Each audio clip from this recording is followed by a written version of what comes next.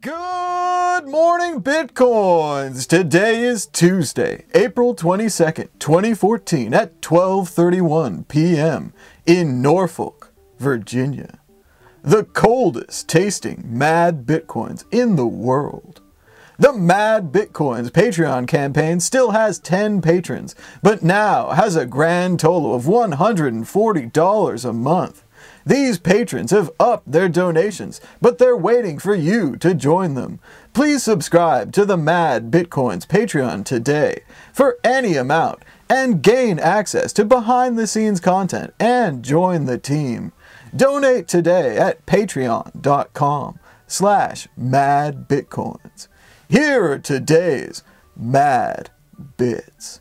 Bitcoin prices remain in the 490s, with Coindesk BPI reporting a last of 491, a high of 499, and a low of 487. Blackcoin is down slightly, with a last of 40,000 Satoshis, with a high of 49,000 Satoshis and a low of 30,000 Satoshis. Litecoin is at $12.14 a coin. This episode of MadBitcoins is sponsored by Blackcoin. You could soon use Bitcoin to support political campaigns. The FEC will consider a request to formalize Bitcoin donations to political campaigns, as well as establishing limits on those donations.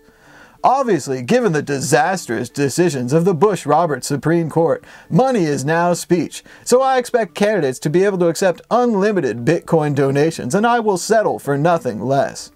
Also, after the FEC ruling, I demand that the IRS reverse course and accept that Bitcoin is a currency, indeed a form of legal tender that does compete with the dollar and should be treated as such, regardless of the fact that it is not issued by any country. It is the currency of the internet and thus the currency of the future.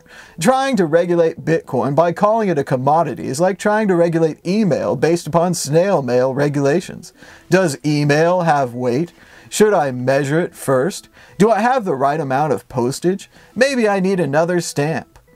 Hilarious. DarkMarket team wins Toronto Bitcoin Expo Hackathon. The Toronto Bitcoin Expo Hackathon birthed an interesting product, the DarkMarket, a prototype of what will be a P2P distributed open market where you can buy and sell anything with no fees. Not just a superior black market, but a superior market, made possible by Bitcoin. This bracelet lets you flick your wrists to pay with Bitcoin. The science fiction future of Fox's Almost Human is here, and it's still not good enough for Engadget, because you can't pay with Bitcoin everywhere. Yet. Give us a chance. If we had people around like this when web pages first came out, they'd be mocking streaming video because you couldn't download it, and saying the networks would never be fast enough to handle it all. The same things they're saying about Bitcoin. Meanwhile, incremental improvements continue to win the day. Speaking of that, Vault of Satoshi announces Proof-of-Solvency service. The unapologetically Canadian exchange claims to be the first full public proof-of-solvency exchange, despite earlier claims from Kraken. Either way, MadBitcoins welcomes both exchanges to the public proof-of-solvency club and hopes that all exchanges will follow suit. As expected, with a superior adaptive market like Bitcoin, the companies themselves will self-regulate, the customers will demand it, and they'll have no choice but to do better. We won't be Carpellist again. Blackcoin, now supported on Bittylicious. Blackcoin, this week's Coin of the Week, has recently been added to Bittylicious, where it will join Bitcoin, Litecoin, Dogecoin, Feathercoin, and even Quark on the Bittylicious lineup. Bittylicious is looking for more Blackcoin sellers at the moment, because it looks like everybody's buying.